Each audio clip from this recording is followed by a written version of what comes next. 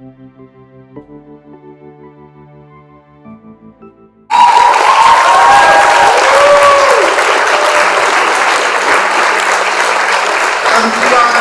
आचमन किया है और मेरा मन पवित्र हो गया। बहुत ही सुखद अवसर है।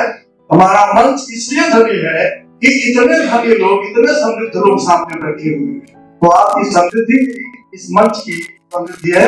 और अनुप्रिया नवीन कुमार राज से निवेदन करता हूँ और क्षितिज राज उनके सुपुत्र स्टूडियो तो सारी संकल्पना है, वे सुधर्मा की है और सागर की और क्षितिज की, दो युवा बच्चों ने ये कार्यक्रम आगे बढ़ाया है और इस तरह की संकल्पना की है। तो मैं दोनों से और सुमित और इन लोगों से निवेदन करता हूँ कि आप आए और आपके जीवन के माध्यम से सभी चित्र पर पुष्पार्चन, दीप प्रज्वलन की व्यवस्था संपन्न कराएं। और मंच के तमाम अतिथियों से निवेदन करता हूँ कि आप आकर के मां देवी सरस्वती, ज्ञान के देवी राय जी, आदरणीय देव भास्कर जी पुष्पार्चन कर लें।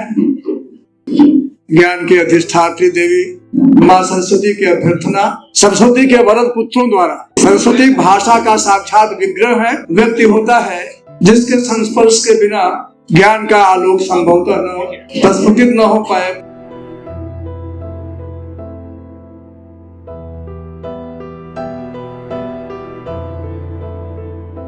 अब वो अवसर है जिसके लिए हम सभी लोग एकत्रित हुए हैं। एक ऐसा अवसर जिस दिन किसी कवि कवयित्री का पुनर्जन्म होता है। मैं शब्द की सत्ता को इस रूप में देखता हूँ कि चाहे हम रहें न रहें, लेकिन शब्द ही वो सत्ता है जिसमें हमारे जीवित रहने की संभावना अमृत के काल तक बनी रहती है। तो शब्द के सत्ता की प्रतिष्ठा ही हमारे कवि कर्म की असली पूंजी थाती है।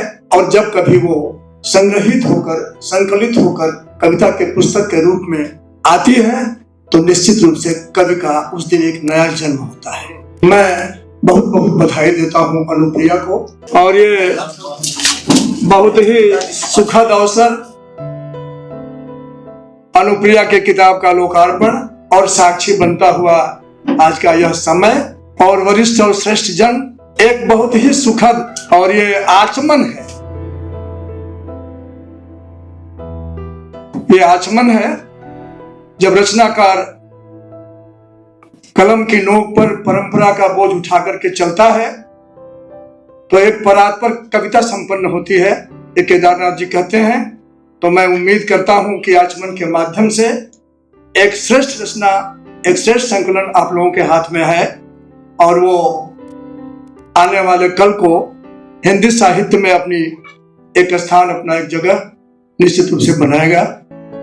ये कविता का जो आयाम है कुछ इसी तरह का है। हम कभी कविता के घेरे में अपना घर चाहते हैं, हमारा अपना कोई आलोक नहीं, हम आपसे ही आलोकित होते हैं और आप ही का प्रकाश लेकर के और आप ही को देते हैं। हम चाहते हैं कि चारों तरफ ज्ञान का आलोक फैले और उसमें थोड़ा सा हमें भी मिल जाए, बस केवल हमारी इतनी सी अपेक्षा होती है। बड़े आदर के साथ आमंत्रित करता हूँ भाई ब्रजेश गिरी जी। बहुत बहुत धन्यवाद। एक संचालक के साथ एक बहुत अच्छी बात ये होती है कि वो बीच बीच में अपनी रचनाओं को लिखता है तो सुना देता है। एक छोटी सी गजल है, उसके कुछ शेर समर्पित कर रहा हूँ।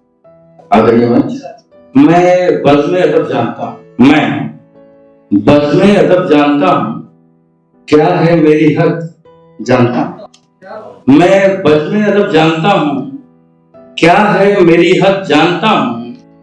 और शेर यही है कि जमाने में है जो असरदार, जमाने में है जो असरदार, मैं उनकी रंगत जानता हूँ। जमाने में है जो असरदार, मैं उनकी रंगत जानता हूँ। मुझे रोकने के लिए अब क्या होगी जुगत जानता हूँ। मुझे रोकने के लिए अब क्या होगी जुगत जानता हूँ। वो इतना बुरा तो नहीं है, वो इतना बुरा तो नहीं है, सब उसकी सिफत जानता हूँ। वो इतना बुरा तो नहीं है, सब उसकी सिफत जानता हूँ। और आखिरी शेर ये है कि जो मुझसे छुपा के रखा है, जो मुझसे छुपा के रखा है वो किसका है खत जानता हूँ। जो मुझसे छुपा के रखा है वो किसका है खत जानता हूँ। कबीर मनीषी तुलसीदास आए रच डाली रामायण। कबीर मनीषी तुलसी आए रच डाली रामायण। राम कथा तो तन मन पसरी जैसे राम रसायन।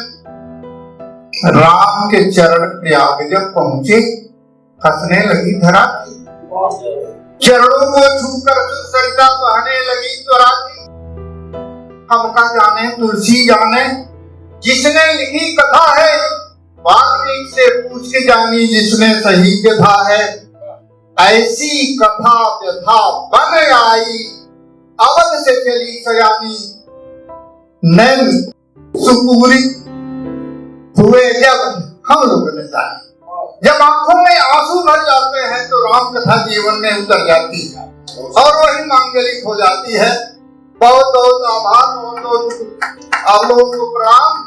अनुप्रिया ने आज आचमन किया है और मेरा मन पवित्र हो गया।